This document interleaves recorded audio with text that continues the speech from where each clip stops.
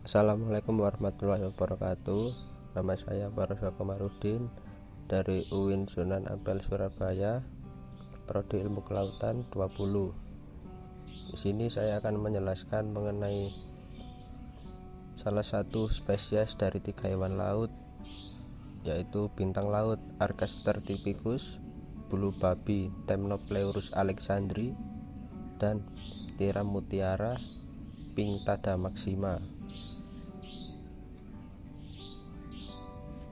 Saya menjelaskan ini untuk memenuhi penugasan dari mata kuliah biologi laut yang diampu oleh Bapak Wika Alif Yolando MP.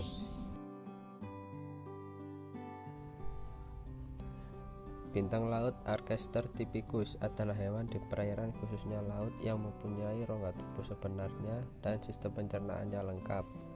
Makanan dari bintang laut berupa bahan organik dan plankton yang masuk melalui mulutnya, lalu menuju esofagus dan lambung yang bercabang menuju setiap lengan. Sisa pencernaan dari proses tersebut akan dikeluarkan melalui anus yang terdapat pada aboral atau bagian dorsal tubuh. Bintang laut tergolong ke dalam filum Echinodermata. Echinos yaitu duri dan derma adalah kulit, karena mempunyai kulit yang ditutupi oleh duri-duri halus. Hewan ini biasa mempunyai 5 lengan, kadang juga terlihat sampai puluhan pada beberapa spesies. Hewan ini mempunyai kemampuan regenerasi yang tidak biasa, karena saat salah satu lengan terputus, lengan baru dapat terbentuk. Bintang laut dapat ditemukan di semua lautan dengan batas antara 0 sampai 600 meter. Habitat laut sering berada di bawah batu atau karang. Bintang laut spesies ini bereproduksi dengan cara seksual, yaitu melepaskan sperma atau telur ke dalam air, setelah itu dibuahi hingga menjadi larva yang berenang bebas. Archaster typicus memiliki sisi aboral yang terdiri atas madreporid sebagai sistem sirkulasi air dan anus. Pada bagian oral dapat ditemukan mulut, bukaan ambulakral, dan kaki tabung berbentuk silinder. Warna dari bintang laut bisa abu-abu maupun coklat bintik-bintik. Bintang laut merupakan salah satu hewan yang tergolong hewan invertebrata. Bintang laut mempunyai bentuk tubuh menyerupai bintang dengan 5 lengan, tetapi pada beberapa spesies bisa lebih. Bintang laut memiliki kaki tabung pada permukaan bagian bawah lengan yang berfungsi seperti cakram untuk menyedot guna melekat di batuan dan merangkak. Kaki tabung tersebut dapat digunakan untuk menjerat mangsanya seperti remis dan tiram. Lalu ada Temnopleurus alexandri. Bulu babi atau landak laut Temnopleurus alexandri termasuk ke dalam filum Echinodermata. Hewan ini mempunyai 5 pasang garis kaki tabung dan duri panjang yang dapat digerakkan. Kaki tabung dan duri hewan ini digunakan untuk merangkak di permukaan karang dan berjalan di pasir.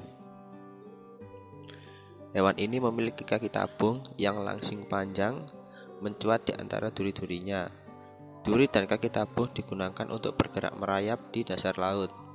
Ada yang mempunyai duri panjang dan lancip, ada yang durinya pendek dan tumpul.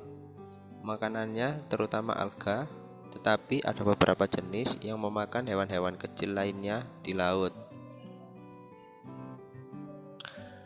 Pada bulu babi Temnopleurus alexandri, kaki tabung memiliki banyak fungsi selain untuk bergerak, yaitu sebagai indera peraba, organ respirasi, dan tempat pengeluaran air dari tubuh.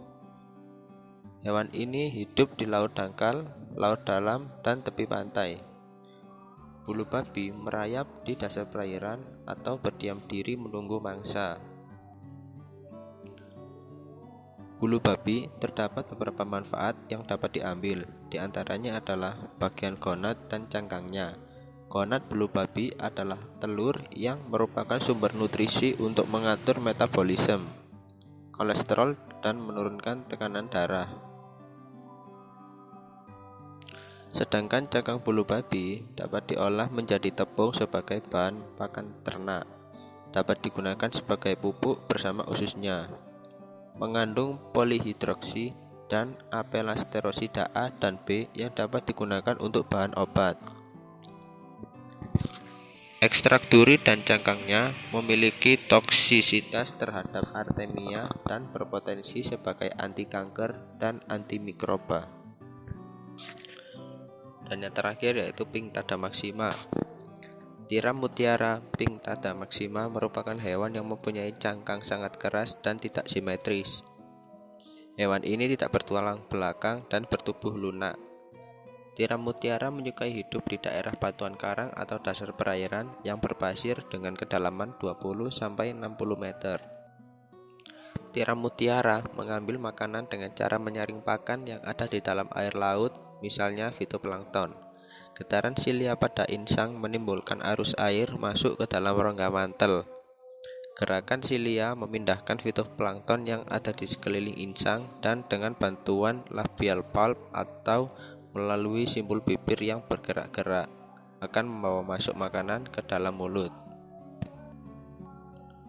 Pertumbuhan tiram mutiara bergantung pada temperatur air, salinitas, makanan yang cukup, dan persentase kimia dalam air laut.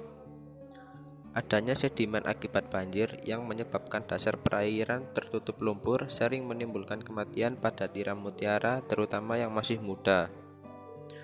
Kedalaman perairan yang cocok untuk tiram mutiara ialah berkisar antara 15 hingga 20 meter. Banyak sedikitnya plankton sebagai makanan tiram mutiara bergantung pada kuat tidaknya arus. Tiram mutiara sangat mudah kelaparan pada kondisi arus yang terlalu kuat sehingga lokasi yang cocok ialah yang terlindung dari arus yang kuat. Salinitas terbaik untuk pertumbuhan hewan ini adalah 32% sampai 35%.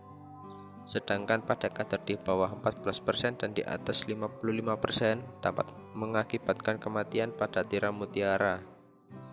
Kecerahan dari sinar matahari juga sangat berpengaruh untuk pertumbuhan tiram mutiara. Kecerahan sendiri bergantung pada kejernihan air sehingga matahari dapat menembus lebih dalam. Tiram mutiara merupakan biota laut bersifat plankton feeder sehingga dipercaya akan membersihkan mutu air dari kemungkinan adanya blooming plankton yang tidak dikehendaki. Namun, apabila budidaya tiram mutiara dalam kapasitas besar dan melebihi daya dukung dari perairan dapat menyebabkan krisis plankton yang merupakan produser primer di suatu ekosistem perairan. Mungkin itu saja yang bisa saya sampaikan. Kurang lebihnya mohon maaf. Sekian, terima kasih. Wassalamualaikum warahmatullahi wabarakatuh.